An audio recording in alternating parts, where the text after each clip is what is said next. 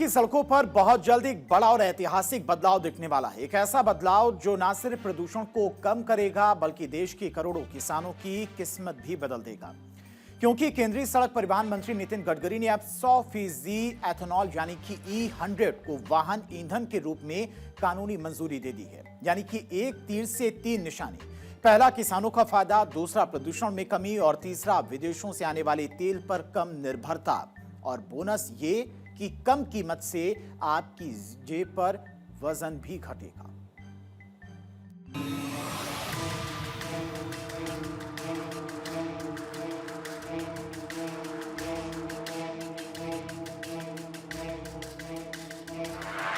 अब तक हम जिस पेट्रोल में एथेनॉल मिलाकर इस्तेमाल कर रहे थे, वो एथेनॉल ही अब हमारी गाड़ियों को रफ्तार देगा, क्योंकि देश में गाड़ियां सीधे 100% एथेनॉल से दौड़ पाएंगी।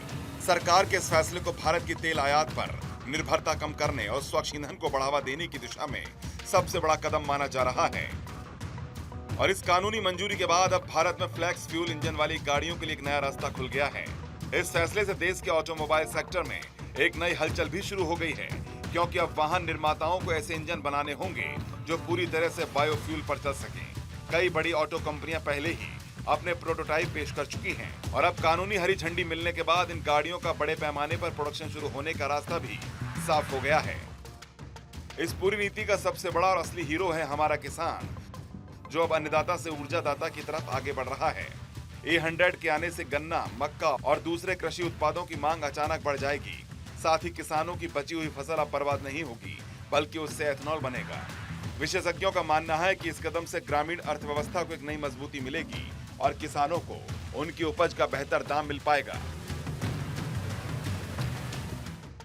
मंजूरी तो मिल गई, लेकिन अब सबसे बड़ी चुनौती है इंफ्रास्ट्रक्चर यानी बुनियादी ढांचे की।